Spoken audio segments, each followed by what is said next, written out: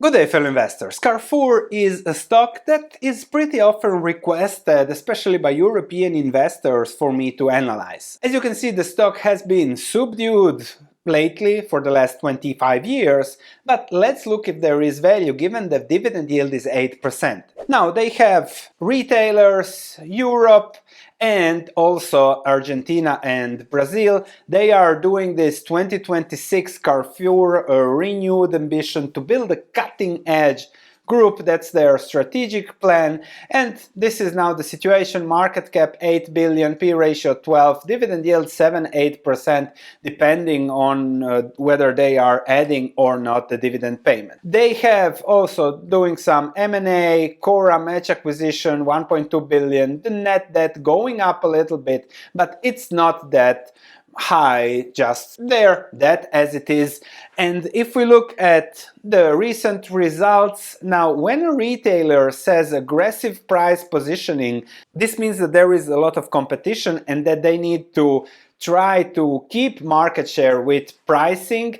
And if we look at the situation, net sales 85 billion, just 2.6%. Keep in mind inflation 4% or higher, so it's not really that stellar.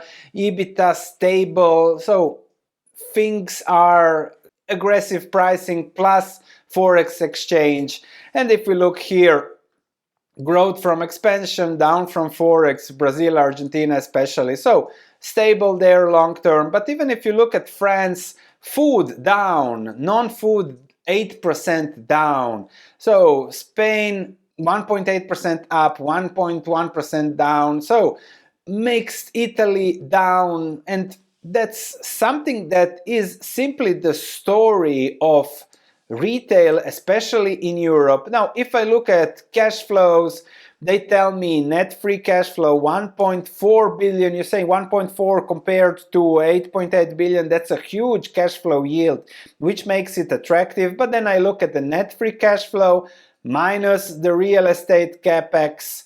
These are ones off. And then you have 1.1 billion. And that's already 10-11%.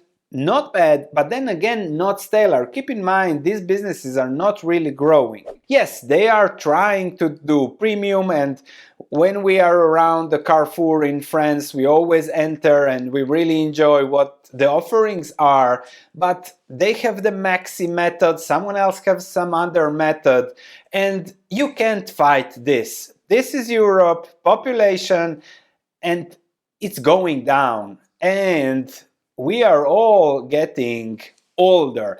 And this is, for example, a road that I pass often. I go up and down here. And this was a mall opened, I don't know, 20 years ago. Then Lidl came close. And now another one came here, Eurospin. The number of people is the same. There is no growth. They just built this summer, and already as the rain came this winter, you can see here. But all the three here are competing for the same people there. So it is crazy competition. And then you say, yes, Sven, but what about Costco? Costco is, yes, a great business, and that's one of the retailers that made it, and now it is in a crazy bubble, so this is insanity. But if this reverts to normal, to a P ratio of 12, then this will look very ugly. And even Carrefour had its great times in the past. Don't think that it doesn't. Every retailer has a little bit of great times and then bad times come. Then someone tries to re-engineer something and maybe it will boom, maybe not. But there are no competitive advantages. There is huge competition and that's it. And maybe it will rebound 20-30% if interest rates go down. It can be a little bit defensive. It can be like this. It's not a bad investment, but it's also not great.